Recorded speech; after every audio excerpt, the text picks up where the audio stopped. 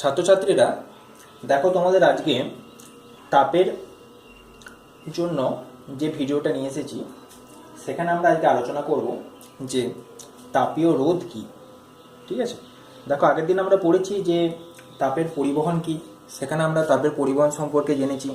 তাপের পরিবহন কোন কোন বিষয়ের উপর নির্ভর করে সেগুলো আমাদের জানা আছে, এবং আমরা সেখানে জেনেছিলাম যে তাপ পরিবাহিতাঙ্ক ব্যাপারটা কি, তার একক জেনেছিলাম, মাত্রীয় বিশ্লেষণও করেছিলাম। তো আজকে আমরা জানবো যে তাপীয় রোধ কি। তাহলে প্রথমেই আমরা হেডিং করব তাপীয় রোধ। তাহলে প্রথমেই আমাদের হেডিং হলো তাপীয় রোধ। তাহলে আমরা জানবো যে তাপীয় রোধ কাকে বলে। তো তাপীয় রোধ হলো কোনো পরিবাহীর এমন একটা ধর্ম যে ধর্মের জন্য সেটা পরিবাহীকে তাপ পরিবহনে বাধা দেয়। ঠিক আছে, তাহলে তাপীয় রোধ কি না, যে ধর্মের জন্য কোনো পরিবাহী তার মধ্য দিয়ে তাপ পরিবহনকে বাধা দেয় বা বাধা সৃষ্টি করে সেটাকে আমরা বলবো তাপীয় রোধ। হয়েছে? এইবার এই তাপীয় রোধটা বুঝতে গেলে আমরা প্রথমে যে আগের দিনে যে তাপ পরিবহনের রাশিমালাটা করেছিলাম সেই রাশিমালাটা আমরা আরেকবার লিখব। সেটা কি ছিল দেখো, তোমরা এটা নিজেরাই বলতে পারবে যে কিউ সমান K into A into theta 2 minus theta 1 into T by D, এটা আমরা লিখেছিলাম। অর্থাৎ তাপ পরিবহন কোনো পরিবাহীর প্রস্থচ্ছেদের ক্ষেত্রফলের সাথে ছিল সমানুপাতিক, বেদের সাথে ছিল ব্যস্তানুপাতিক, উষ্ণতার পার্থক্যের সাথে ছিল সমানুপাতিক এবং সময়ের সাথে ছিল সমানুপাতিক। এবং এই কেটাকে আমরা দেখেছিলাম তাপ পরিবাহিতাঙ্ক বা ধ্রুবক। দেখো এখান থেকে এটা লেখা যায় যে কিউ বাই টি সমান K into A into theta 2 minus theta 1 by D. বোঝা গেছে? আচ্ছা, এইবার এই যে ইকুয়েশনটা আমরা লিখলাম, অর্থাৎ তাপীয় রোধের ক্ষেত্রে আমরা এই যে কিউ বাই টিটা লিখলাম, এই কিউ বাই টিটা হচ্ছে প্রতি একক সময়ে যে পরিমাণ তাপের পরিবহন সেটাই হচ্ছে কি না, এটা কিউ বাই টি, মানে টি দিয়ে দেখো ভাগ করা হয়েছে, মানে প্রতি একক সময়ে তাপের পরিবহন। ঠিক তেমনি এই তাপীয় রোধের মতো যদি আমরা তড়িতের একটা রাশিমালা তৈরি করি তাহলে তড়িতের ক্ষেত্রেও সেরকম লেখা যায় যে এটা যেমন তাপের প্রবাহ মাত্রা, ঠিক তেমনি তড়িতের প্রবাহ মাত্রার জন্য লেখা যায় যে প্রতি একক সময়ে যদি কিউ পরিমাণ তড়িৎ প্রবাহিত হয় তাহলে আমরা সেখানে লিখতে পারি যে কিউ বাই টি। একই রকম যে এটা হচ্ছে প্রতি একক সময়ে তাপের পরিবহন, এটা হচ্ছে প্রতি একক সময়ে তড়িতের পরিবহন। তাহলে সেটা কি কিউ বাই টি। সেই কিউ বাই টি এর যে রাশিমালা সেটা সমানে লেখা যায় আই বা তড়িৎ প্রবাহ মাত্রা। এটা যেমন তাপের প্রবাহ মাত্রা, এটা হচ্ছে তড়িতের প্রবাহ মাত্রা। কিউ বাই টি সমান হচ্ছে আই। এই আই সমান লেখা যায় V2 মাইনাস V1 বাই আর। বোঝা গেছে? যেখানে V2টা হলো উচ্চ বিভব, V1টা হলো নিম্ন বিভব, আরটা হলো রোধ। আরেকবার বলছি, V2 উচ্চ বিভব, V1 নিম্ন বিভব, আরটা হচ্ছে রোধ। তো এই শব্দগুলো বা টার্মগুলো দেখো তোমাদের কাছে নতুন মনে হচ্ছে, কারণ তোমাদের এখনো তড়িৎ চ্যাপ্টারটা পড়ানো হয়নি বা তোমরা এখনো পড়োনি। যারা তড়িৎ চ্যাপ্টারটা পড়েছো বা জানো তারা নিশ্চয়ই বুঝতে পারছো যে এই V2 মাইনাস V1 মানে হচ্ছে বিভব পার্থক্য। এই V2টাকে বলা হয় উচ্চ বিভব। অর্থাৎ কি না, যখন কোনো পরিবাহীতে কি হয় না, উচ্চ ধনাত্মক আধানযুক্ত কণাগুলো যখন বেশি পরিমাণে থাকে সেটাকে আমরা বলবো উচ্চ বিভব, আর যেখানে ঋণাত্মক তড়িৎগ্রস্ত আধানগুলো যেখানে থাকে সেইটাকে আমরা বলবো নিম্ন বিভব।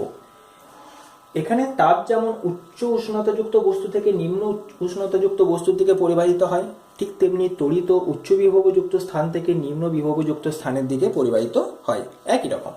সেই জন্য এখানে যেমন থিটা 2 মাইনাস থিটা 1 লেখা হয়েছে, এখানে তেমনি V2 মাইনাস V1 লেখা হয়। বাই নিচে একটা দেখো শব্দ লেখা রয়েছে নিচে, সেটা হচ্ছে আর। এই আর মানেটা হচ্ছে রোধ। ঠিক আছে, অর্থাৎ এই রোধ কি করে না কোনো পরিবাহীর তড়িৎ পরিবহনে বাধা সৃষ্টি করে। তাহলে আমরা পড়ছি তাপীয় রোধ, আমরা এই তড়িৎ রোধের সাথে তাপীয় রোধের সম্পর্কযুক্ত একটা রাশিমালা তৈরি করার চেষ্টা করব। দেখো এখানে এই দুটোকে যদি আমরা একই রকম ভাবে লেখার চেষ্টা করি, তাহলে এই Q/T সমান আমরা লিখতে পারি, উপরে শুধুমাত্র θ2 - θ1 লিখলাম, কারণ এখানে V2 - V1 আছে, বাই নিচেরটা কি হয়ে যাবে, দেখো K টা নিচে চলে আসবে এইভাবে 1/K × D/A। দেখো এই দুটোকে যদি আমরা তুলনা করি, এইটা আর এটাকে যদি আমরা তুলনা করি, দেখো উপরে আছে উষ্ণতার পার্থক্য, এখানে আছে বিভবের পার্থক্য, এখানে নিচে দেওয়া আছে আর। আর শব্দের অর্থ হলো রোধ, অর্থাৎ যেটা তড়িৎ পরিবহনে বাধা সৃষ্টি করে। ঠিক তেমনি আর এর সাথে সমতুল্য রাশি হচ্ছে 1/K × D/A।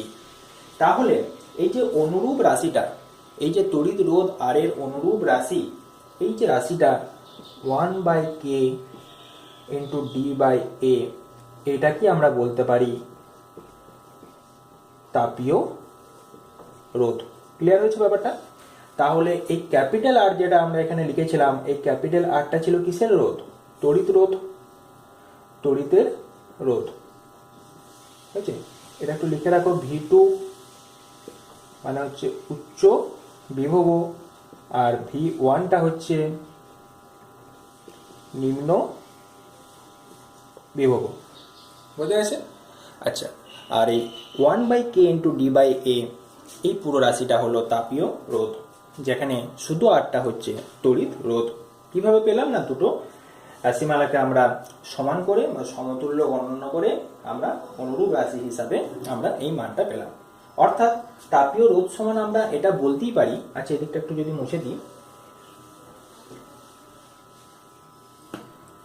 তাপীয় রোধ সমান আমরা বলতেই পারি যে 1/K × D/A, যেখানে D মানে কি?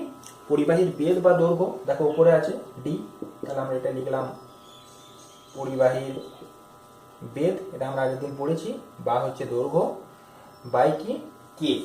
K মানে কি? ওই পরিবাহী তাপ পরিবাহিতাঙ্ক, তাহলে K মানে হচ্ছে তাপ পরিবাহিতাঙ্ক ইন্টু A, A মানে হচ্ছে প্রস্থচ্ছেদের ক্ষেত্রফল। বুঝছে? কিসের ক্ষেত্রফল? প্রস্থচ্ছেদের ক্ষেত্রফল, প্রস্থচ্ছেদের ক্ষেত্রফল। তাহলে আমাদের ব্যাপারটা দাঁড়ালো কি না, তাপীয় রোধ সমান হচ্ছে পরিবাহীর বেধ বাই তাপ পরিবাহিতাঙ্ক ইন্টু প্রস্থচ্ছেদের ক্ষেত্রফল। তাহলে যদি কোশ্চেন আসে যে তাপীয় রোধ কি, তাহলে তাপীয় রোধ কি আমরা বলতে পারবো না, তাপীয় রোধ হলো কোনো পরিবাহীর এমন একটা ধর্ম যে ধর্মের জন্য সেটা কোনো পরিবাহী তাপ পরিবহনে বাধা সৃষ্টি করে। যদি বলা হয় যে তড়িৎ রোধের রাশিমালা থেকে, এটা তড়িৎ রোধের রাশিমালা, তাহলে তোমরা এদিকটা হেডিং করো তড়িৎ রোধ। তড়িৎ রোধের রাশিমালা থেকে তাপীয় রোধের রাশিমালা নির্ণয় করো, তখন আমরা কি করব না, তাপীয় রোধের আগের ইকুয়েশনটা এতটা অবধি লিখবো, এই ধারে এতটা লিখবো, দুটোকে তুলনা করে দেবো। দুটোকে তুলনা করে আমরা দেখতে পাবো যে তড়িতের এই আরটা সমানই হচ্ছে তাপের এটা। তাহলে এটা হয়ে গেল আমাদের তাপীয় রোধ। তাপীয় রোধ সমান হচ্ছে 1/K × D/A। ক্লিয়ার এতটা অবধি? আচ্ছা, এবারে যদি বলা হয় যে তাপীয় রোধাঙ্ক জিনিসটা কি, তাহলে আমরা কি করব? ঠিক আছে, তাহলে তাপীয় রোধাঙ্ক যদি আমরা বের করি, তাহলে দেখো এইখান থেকে আমরা পাবো, এটা মুছে দিই, এই যে আইটা পেয়েছি আমরা V2 - V1 বাই R। তো এই R সমান লেখা যায় রো ইন্টু L/A। এটা তোমরা এখন বুঝতে পারবে না, এটা যখন তড়িৎ যারা যারা পড়েছো বা যখন পড়বে তখন বুঝতে পারবে। R সমান হচ্ছে রো ইন্টু L/A, অর্থাৎ পরিবাহী রোধ। ঠিক আছে, তড়িৎ পরিবাহী রোধ সমান হচ্ছে রো ইন্টু L/A, কারণ পরিবাহী রোধ আমরা জানি দৈর্ঘ্যের সাথে সমানুপাতিক হয় এবং প্রস্থচ্ছেদের সাথে ব্যস্তানুপাতিক হয়। সেই জন্য এখানে কি হয় না, আর প্রপোর্শনাল টু L/A হয়, এবং সমান চিহ্ন দিলে এই রোটা ধ্রুবক হিসেবে আসে বা কনস্ট্যান্ট। এই রোটাকে বলা হয় রোধাঙ্ক। এই রোটা হলো রোধাঙ্ক। তাহলে আর এর জায়গায় আমরা লিখতে পেলাম রো ইন্টু এল বাই এ। দেখো একটু আগে আমরা তাপীয় রোধ লেখার সময় আর সমান আমরা কি লিখেছিলাম এই ইকুয়েশনটা, তাই তো? তাহলে এই যে এই কিউ বাই টি সমান আই সমান এখানে তড়িতের ক্ষেত্রে এটা আর তাপের ক্ষেত্রে এটা। দেখো এই দুটোর মধ্যে যদি আমরা তুলনা করি এবার, দেখো এই পুরো 8 সমান কি ছিল, এটা ছিল তাপীয় রোধ। এবার কি হয়ে যাচ্ছে না, এল মানে দেখো দৈর্ঘ্য, এখানে ডি মানেও কি বেধ মানে দৈর্ঘ্য, এই মানে কি প্রস্থচ্ছেদের ক্ষেত্রফল, এই মানে প্রস্থচ্ছেদের ক্ষেত্রফল। তাহলে এই যে রোধাঙ্কের সমতুল্য দেখো এখানে আমরা পাচ্ছি 1/k। অর্থাৎ আমরা তাপীয় রোধের যখন আমরা বিচার করব বা তাপের ক্ষেত্রে যখন আমরা দেখব, তখন আমরা এখানে এবারে লিখব যেমন আমরা তাপীয় রোধ বের করলাম তেমনি আমরা তাপীয় রোধাঙ্ক বের করতে পারবো। তাহলে এখানে আমরা লিখব তাপীয় রোধাঙ্ক। তাপীয় রোধাঙ্কটা দেখো এর সাথে তুলনা করো, দেখো হয়ে যাবে 1/k। তাহলে তাপীয় রোধাঙ্ক আমরা পেলাম 1/k। দেখো আমি খুব ভালো করেই জানি যে কে মানে হচ্ছে তাপ পরিবাহিতাঙ্ক।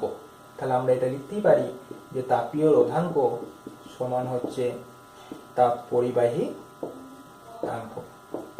তাহলে তাপীয় রোধাঙ্ক সমান হচ্ছে 1 তাপ পরিবাহিতাঙ্ক, বা তাপীয় রোধাঙ্ক হলো তাপ পরিবাহিতাঙ্কের অনন্যক। বোঝা গেছে? অর্থাৎ তাপ পরিবাহিতাঙ্ক যত বাড়বে তাপীয় রোধাঙ্ক তত কম হবে, তাপীয় রোধাঙ্ক বাড়লে তাপীয় রোধাঙ্ক যদি বাড়ে তাপ পরিবাহিতাঙ্ক কমবে। বোঝা গেছে? এটা কি একে অপরের সাথে অনন্যক সম্পর্ক যুক্ত। পুরো জিনিসটা আমরা কোথা থেকে পেলাম? তড়িৎ থেকে। খুব সোজা, যে এখানেও যেমন কিউ বাই টি মানে একক সময়ে তাপ পরিবহন, এখানে একক সময়ের তড়িৎ পরিবহন, এটা সমান আই দ্বারা প্রকাশ করা হয়, বা তড়িৎ প্রবাহ মাত্রা সমান কি V2 মাইনাস V1 বাই আর। এটা তো আমরা পরবর্তীকালে পড়বে। হ্যাঁ, তো এই V2 মাইনাস V1 মানে হচ্ছে বিভব পার্থক্য, এখানে θ2 মাইনাস θ1 মানে হচ্ছে উষ্ণতা পার্থক্য, এই আর মানে হচ্ছে তড়িতের রোধ, এখানে 1/k ইন্টু ডি বাই এ মানে হচ্ছে তাপের রোধ। এই আর সমান আবার লেখা যায় রো ইন্টু এল বাই এ, যেখানে রো মানে হচ্ছে রোধাঙ্ক, এখানে তার মানে 1/k মানে হচ্ছে তাপীয় রোধাঙ্ক। এটা তড়িতের রোধাঙ্ক, এটা তাপীয় রোধাঙ্ক। এখানে এল দেখো দৈর্ঘ্য, এখানে ডিটা দৈর্ঘ্য, এটা প্রস্থচ্ছেদের ক্ষেত্রফল, এটা প্রস্থচ্ছেদের ক্ষেত্রফল। পুরো জিনিসটা যদি আমরা সাজিয়ে নিই তাহলে আমাদের যেটা দাঁড়ালো যে তাপীয় রোধাঙ্ক সমান 1/k আর তাপীয় রোধ সমান হচ্ছে 1/k ইন্টু ডি বাই এ। তারপরে ক্লিয়ার হয়েছে? আচ্ছা, এখন এখান থেকে একটি কোশ্চেন আসে যে তাপীয় পরিবহন এবং তড়িৎ পরিবহনের মধ্যে সাদৃশ্য কি হয়েছে। অর্থাৎ আমরা যে তাপ পরিবহনটা করলাম মানে কিউ বাই টি, ঠিক আছে, বা কিউ, এখানে এর সাথে তড়িৎ পরিবহনের সম্পর্কটা কি বা সাদৃশ্যটা কি। তাহলে দেখো সাদৃশ্য বের করতে গেলে, এটা খুব ইম্পর্টেন্ট একটা প্রশ্ন মাঝে মধ্যে দেয়। তো সাদৃশ্য বের করতে গেলে আমরা যে পয়েন্টগুলো দেখব সেটা দেখো তোমরা নিজেরাই করতে পারবে।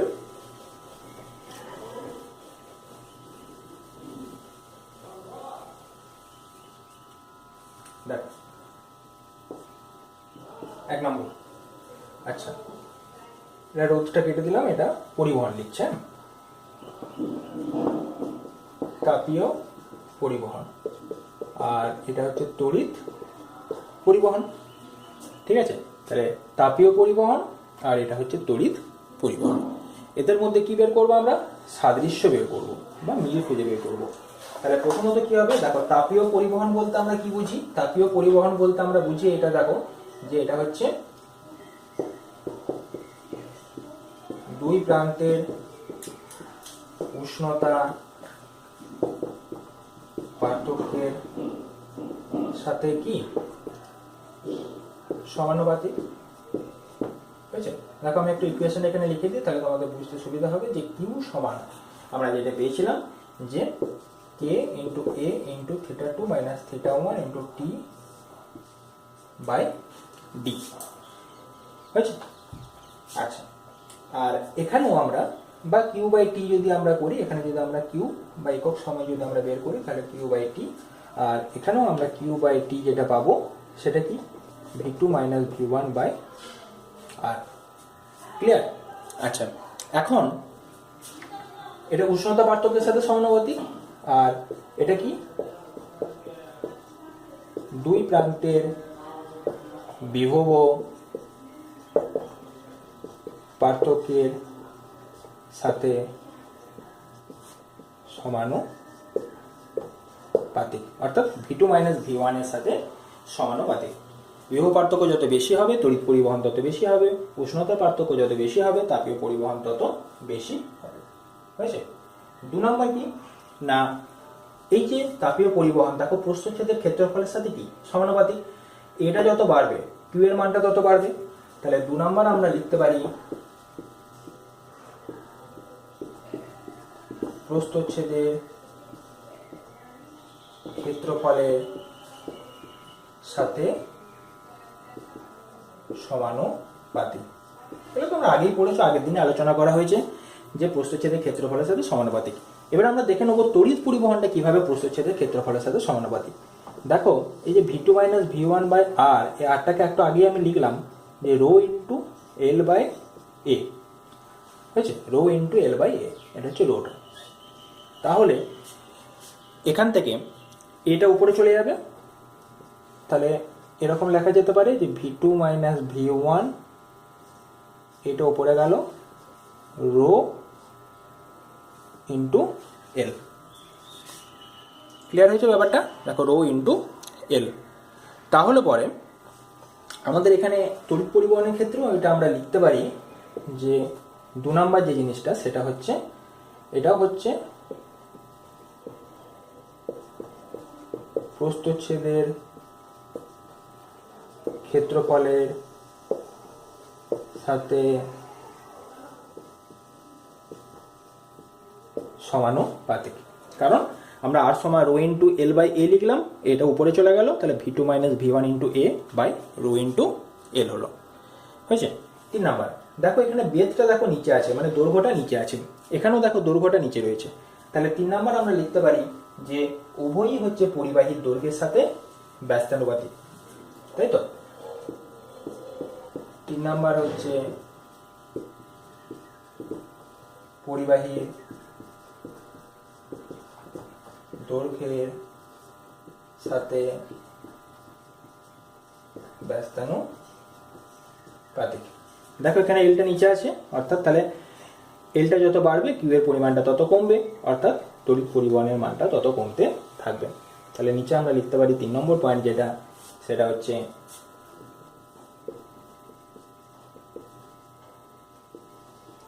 পরিবাহীর দৈর্ঘ্যের সাথে ব্যস্তানুপাতিক। হয়েছে? তাহলে এটা গেল তাপীয় পরিবহন এবং তড়িৎ পরিবহনের মধ্যে সাদৃশ্য। আমরা জানলাম যে তাপীয় রোধ কাকে বলে, সেই তাপীয় রোধের রাশিমালা আমরা তড়িৎ রোধের রাশিমালা থেকে পেলাম। আমরা পেলাম তাপীয় রোধাঙ্ক কাকে বলে, তাপীয় রোধাঙ্ক সমান হচ্ছে 1 বাই পরিবাহিতাঙ্ক। আচ্ছা এখানে একটা জিনিস খেয়াল রাখবে, বইয়ে দেখবে অনেক বইয়ে দেওয়া আছে পরিবাহিতাঙ্কর জায়গাতে পরিবাহিতা শব্দটা লেখা থাকে। তো পরিবাহিতা আর পরিবাহিতাঙ্ক ব্যাপারটা কিন্তু একই। তোমরা হয়তো ভাবলে যে পরিবাহিতাঙ্ক বললাম, কিন্তু বইয়ে দেখবে পরিবাহিতা লেখা আছে, তো পরিবাহিতা আর পরিবাহিতাঙ্ক ব্যাপারটা কিন্তু ওখানে একই জিনিস বোঝানো হয়েছে। তাপীয় রোধাঙ্ক সমান 1 বাই পরিবাহিতাও লিখতে পারো, 1 বাই পরিবাহিতাঙ্ক লিখতে পারো। ঠিক আছে? তাহলে চ্যাপ্টারটা দেখো এখানেই শেষ হলো। তো কিছু প্রশ্ন উত্তর আমরা আজকে আলোচনা করব, সেই প্রশ্ন উত্তরগুলো দেখো আমরা একটু আলোচনা করে নিচ্ছি মুখে মুখে। 2-1টা জিনিস আমি লিখিয়ে দেবো। দেখো প্রথম যদি এই প্রশ্নটা পড়ে, প্রশ্নগুলো দেখো তোমাদের একটু রিভিশন হয়ে যাবে, যে কোনো পদার্থের উষ্ণতা বাড়ালে কার্যত প্রসারণ হয় না, কোন পদার্থের উষ্ণতা বাড়ালে কার্যত প্রসারণ হয় না বললেই চলে। তাহলে উত্তরগুলো আমি শুধুমাত্র লিখে দিচ্ছি এখানে। উত্তরটা কি হবে? ইনভার। এটা নিশ্চয়ই তোমরা বুঝতেই পারছো। ইনভারটা কি না, ইস্পাত আর নিকেলের তৈরি একটি সংকর ধাতু। এর মধ্যে কি থাকে? ইস্পাত থাকে বা লোহাও লিখতে পারো, আর নিকেল এর তৈরি একটি সংকর ধাতু। যদি বলা হয় যে আলফা বিটা গামা, দেখো দৈর্ঘ্য প্রসারণ গুণাঙ্ক, ক্ষেত্র প্রসারণ গুণাঙ্ক, আয়তন প্রসারণ গুণাঙ্ক, এই তিনটের মধ্যে সম্পর্ক কি? সম্পর্কটা কি হবে? বুঝে গেছে নিশ্চয়ই, gamma greater than beta greater than alpha. হয়েছে? আচ্ছা যদি প্রশ্ন আসে যে আচ্ছা এটা লিখে দিই যে আলফা সমান আবার কি হয়, বিটা বাই 2 সমান হচ্ছে গামা বাই 3, এখান থেকে আমরা এই জিনিসটা পাচ্ছি। আবার কি আসতে পারে যে সকল গ্যাসের আয়তন প্রসারণ গুণাঙ্কের মান কত? আমরা জানি যে সমস্ত গ্যাসের ক্ষেত্রে আয়তন প্রসারণ গুণাঙ্কের মান 1/273 ডিগ্রি সেন্টিগ্রেড ইনভার্স, এটা আমরা জানি। যদি কোশ্চেন আসে আলফা সি আর আলফা এফ এর মধ্যে সম্পর্ক কি, তখন আমরা কি লিখতে পারি, আলফা সি সমান হচ্ছে 9/5 ইন্টু আলফা এফ হয়েছে। যদি আবার কেলভিনের সাথে সম্পর্ক দেয় সমান আমরা লিখতে পারি আলফা কে, বা আলফা এফ সমান 5/9 আলফা সি, এটা আমরা লিখতে পারি। যদি প্রশ্ন আসে যে তরল পদার্থের ক্ষেত্রে আপাত প্রসারণ গুণাঙ্ক এবং প্রকৃত প্রসারণ গুণাঙ্কের মধ্যে সম্পর্ক লেখো, তখন আমরা কি লিখবো, দেখো গামা আর মানে হচ্ছে রিয়েল প্রকৃত প্রসারণ গুণাঙ্ক সমান হচ্ছে গামা এ মানে আপাত প্রসারণ গুণাঙ্ক প্লাস গামা জি মানে পাত্রের প্রসারণ গুণাঙ্ক। কখন গামা আর সমান গামা এ হবে, যখন গামা জিটা 0 হবে, অর্থাৎ পাত্রের প্রসারণটা 0 হবে। আচ্ছা, নেক্সট প্রশ্ন যদি আসে যে মনে করো কঠিন পদার্থের মধ্যে কার প্রসারণ গুণাঙ্ক সর্বোচ্চ, ঠিক আছে, কঠিন পদার্থের মধ্যে কার প্রসারণ গুণাঙ্কটা সর্বোচ্চ হয়, এটার উত্তর হবে সীসা, খেয়াল রাখবে। আচ্ছা, যদি বলে যে ক্ষেত্র প্রসারণ গুণাঙ্কের একক বা দৈর্ঘ্য প্রসারণ গুণাঙ্কের একক বা আয়তন প্রসারণ গুণাঙ্কের একক কিসের উপর নির্ভর করে, উত্তর কি হবে, উষ্ণতা। কারণ আমরা দেখেছি তাদের যে এককগুলো বের করি হয় ডিগ্রি সেন্টিগ্রেড ইনভার্স হয়, কিংবা কেলভিন ইনভার্স হয়, কিংবা ডিগ্রি ফারেনহাইট ইনভার্স হয়। কোনো ক্ষেত্রেই কিন্তু দৈর্ঘ্য, ক্ষেত্রফল বা আয়তনের একক থাকে না, কারণ আমরা দেখেছি ওটা ওপর নিচে কাটাকাটি হয়ে যায়। আচ্ছা, নেক্সট প্রশ্ন যদি আসে যে তরলের আপাত প্রসারণ গুণাঙ্ক এবং প্রকৃত প্রসারণ গুণাঙ্কের মধ্যে কোনটি নিজস্ব ধর্ম, উত্তর কি হবে, প্রকৃত প্রসারণ গুণাঙ্ক। কারণ কি না, এটা সবসময় ফিক্সড থাকে, কারণ এটা প্রসারণ গুণাঙ্ক যখন বের করা হয় তখন প্রথমেই আমাদের কি করা হয় না, পাত্রের প্রসারণটাও ধরা হয়ে যায় সেখানে, এবং সেই জন্য কি হয় না, এটা পাত্রের প্রসারণের উপর নির্ভর করে না। এটা দেখবে বোঝানো আছে আগের ভিডিওতে, ঠিক আছে। যদি প্রশ্ন আসে যে তরলের প্রকৃত প্রসারণ গুণাঙ্ক কি পাত্রের প্রসারণ গুণাঙ্কের উপর নির্ভর করে, উত্তর হবে না। কিন্তু যদি আপাত প্রসারণ গুণাঙ্কটা বলে তাহলে উত্তর হবে হ্যাঁ। আচ্ছা, নেক্সট প্রশ্ন কি, যদি বলা হয় যে প্রকৃত প্রসারণ গুণাঙ্ক আর আপাত প্রসারণ গুণাঙ্কের মধ্যে কে বড়, দেখো এখান থেকে বুঝতে পারছো যে গামা আর গ্রেটার দেন গামা এ, আর কখন সমান হবে, যখন গামা জিটা 0 হয়ে যাবে, বুঝেছে। আরেকটা প্রশ্ন আসতে পারে যে উষ্ণতা বাড়ালে কঠিন পদার্থের ঘনত্ব স্বাভাবিকভাবে কি হয়, বৃদ্ধি পায় না হ্রাস পায়। দেখো উষ্ণতা যত বাড়াচ্ছে আমাদের কি হচ্ছে, আয়তন প্রসারণ হচ্ছে, আর আমরা জানি আয়তনে বৃদ্ধি পেলে তার কি হবে, ঘনত্বটা কমবে। তাহলে আমরা লিখতে পারি এখানে যে উষ্ণতা বাড়ালে কঠিন পদার্থের ঘনত্ব হ্রাস পাবে, এটা আমরা লিখতে পারি। আচ্ছা, যদি কোশ্চেন আসে যে একটি ধাতু মানে একই ধাতুর তৈরি, ধরো একই আকার আছে, একটি ফাঁপা এবং একটা নিরেট চোঙ নেওয়া হলো, ঠিক আছে, তাহলে তাদের কেমন প্রসারণ হবে, একই আকৃতি যদি হয় এবং একই ধাতু যদি হয় তাহলে তাদের প্রসারণ কি হবে, একই হবে। তাহলে উত্তর হবে একই প্রসারণ হবে। তবে এখানে খেয়াল রাখতে হবে যে দুটোর আকার একই নিতে হবে এবং ধাতুটা একই ধাতু নিতে হবে। একটা লোহা একটা নিকেল নিলাম তাহলে কিন্তু হবে না। যদি কোশ্চেন আসে যে তাপ পরিবহন ক্ষমতা, আচ্ছা একটু মুছে দিই উপরটা, তাপ পরিবহন ক্ষমতা কোন পদার্থের সব থেকে বেশি, উত্তর কি হবে, দেখো আগের দিন করানো হয়েছে হীরক বা হিরে, তাই তো। তাহলে 13 নম্বর আমরা লিখতে পারি হীরক। যদি প্রশ্ন আসে যে ধাতুর মধ্যে কার সব থেকে বেশি, তখন আমরা লিখবো রূপ, কারণ হীরকটা হচ্ছে অধাতু। আচ্ছা, যদি তাপ পরিবাহিতাঙ্কের এককগুলো আসে সিজিএস একক, এসআই একক, দেখা গেলে আলোচনা করা হয়েছে, ঠিক আছে। যদি বলা হয় যে তাপ পরিবহনের জন্য দায়ী কারা, ঠিক আছে, তাহলে এই যে ধাতু বা কঠিন পদার্থের ক্ষেত্রে তাপ পরিবহন করছে, এটা কিসের জন্য করছে, মুক্ত ইলেকট্রনগুলোর জন্য। মুক্ত ইলেকট্রনগুলোই কি করছে, তাপ পরিবহন করতে সাহায্য করছে। তাহলে আমাদের উত্তর হবে তাপ পরিবহনের জন্য দায়ী হচ্ছে মুক্ত ইলেকট্রন। এখন যদি প্রশ্ন আসে যে আদর্শ পরিবাহী তাপ পরিবাহিতাঙ্কের মান কত, দেখো আদর্শ পরিবাহী তাপ পরিবাহিতাঙ্কের মান দেখো বলা হয়েছে আগের দিন অসীম। যদি বলা হয় আদর্শ অন্তরকের তাপ পরিবাহিতাঙ্কের মান কত, অন্তরক তাপ পরিবহন করতে পারবে না, 0। যদি বলা হয় শূন্য স্থানে বা ফাঁকা জায়গাতে কি তাপ পরিবাহিতাঙ্কের মান কত হবে, এটার উত্তর হবে 0। অর্থাৎ শূন্য স্থানে কোনো মাধ্যম ছাড়া তাপ পরিবাহীর মান হবে 0। বেশ, এবারে যদি কোশ্চেন আসে যে মনে করো আদর্শ গ্যাসের ক্ষেত্রে গামা ভি এর মান নির্ণয় করো। আদর্শ গ্যাস এর ক্ষেত্রে গামা ভি, বুঝতেই পারছো 1/273 ডিগ্রি সেন্টিগ্রেড ইনভার্স হবে, বা 1/273 পার ডিগ্রি সেন্টিগ্রেড। আরও কিছু কিছু প্রশ্ন এখান থেকে আসে, সেটা তোমরা নিজেরাই করতে পারবে, আমি বলে দিচ্ছি। দেখো, কোশ্চেন আসতে পারে যে রুটি যখন সেঁকা হয় তখন সেটা ফুলে ওঠে কেন, বা লুচি যখন সেঁকা হয় তখন ফুলে ওঠে কেন। না, ওর ভেতরে যে বায়ু থাকে, তাপ প্রয়োগের ফলে বায়ুটা আয়তনে প্রসারিত হয়, ফলে লুচি বা রুটি ফুলে ওঠে।